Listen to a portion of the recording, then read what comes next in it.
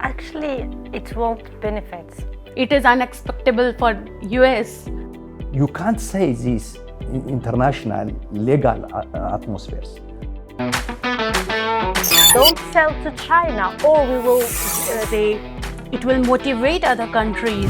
Supremacy of US America is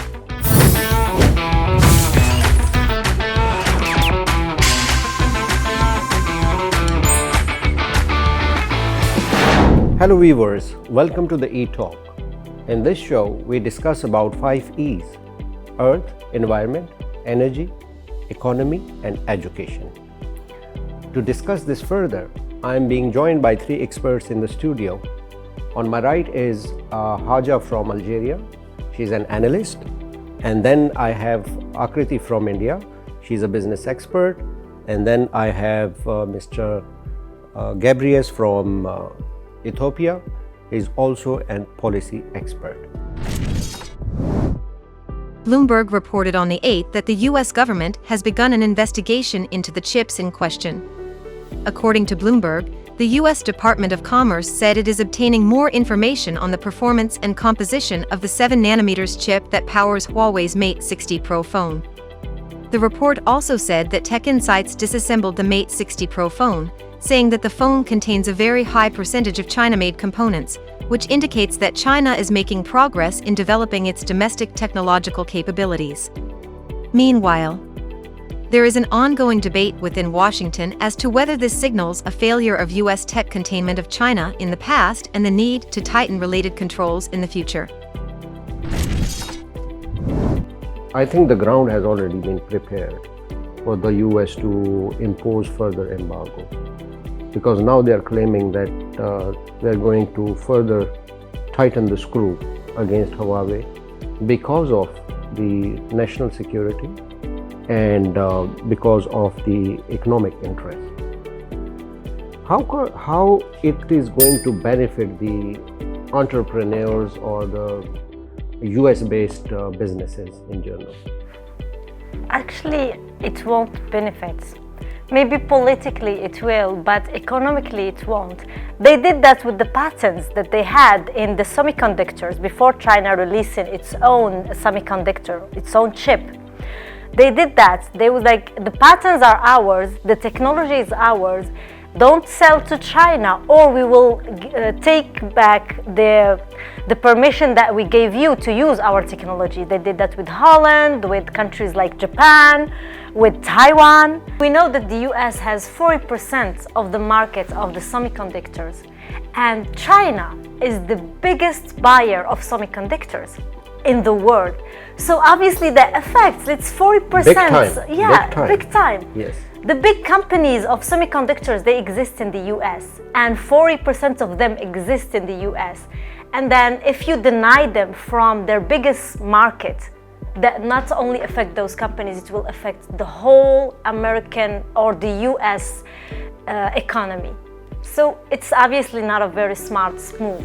And I think this is the reason, one of the reasons that it is unacceptable for US to think that, okay, the one who was buying the semiconductors from me, now they have invented our own. here what we are seeing, what we are watching through all the medias about the news of the chips is telling us that the supremacy of US America is continuing. This is due to their domestic policies of needing the high sense of supremacy and the global leadership status. So this is hegemony. So to get on the right track, the globe needs quite different arrangement as far as the multilateral relationship is concerned. And they should have to get their credibility following the rules and regulations and agreement points which are stated in the initial establishing documents. And that's why I see... The problem is, you see, these multilateral arrangements are not legally binding. In many of the cases, you can't take anything substantiating that this group is not working legally. This group is against me while we are in the same group. You can't say this in international legal atmospheres. So this helps for the hegemonial sensationalists in the globe. If they have got something which are better off the others, they are using it against the developmental journey. So the next question is like Brazil has taken a very positive and a brave step in terms of taking side, especially in the case of Huawei. I see it's a big breakthrough.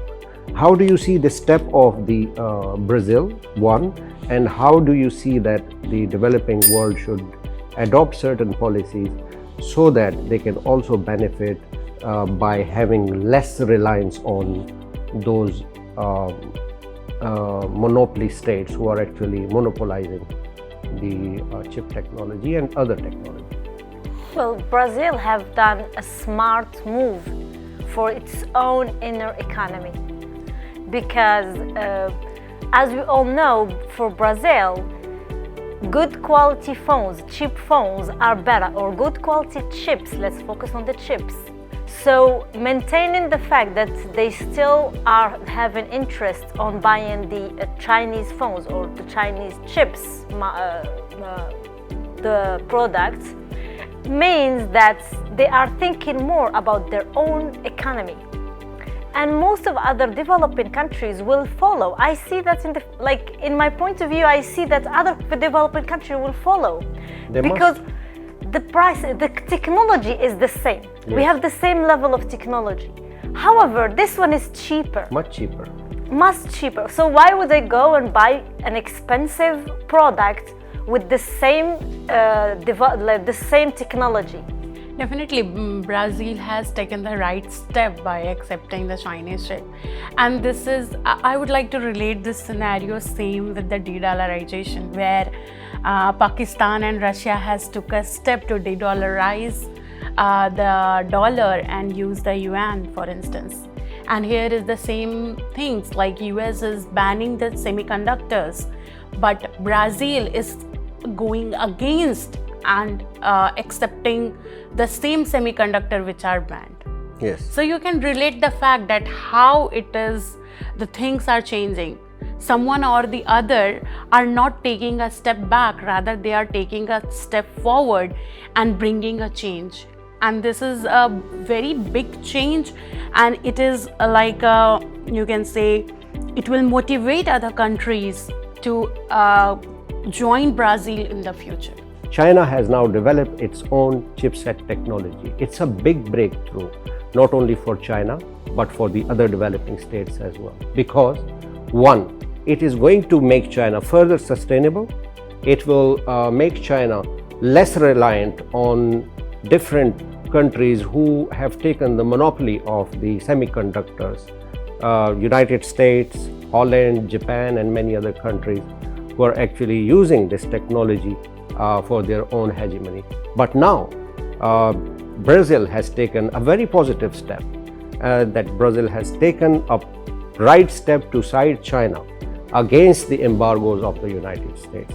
And I think this step from Brazil will give footprints for other states to emulate and follow, because the developing states also needs to have its indigenous growth in terms of chipset technology, and can end the monopoly of different states, can be self-reliant, self-dependent on its own technology, and would be able to growth independently and stand on its own feet.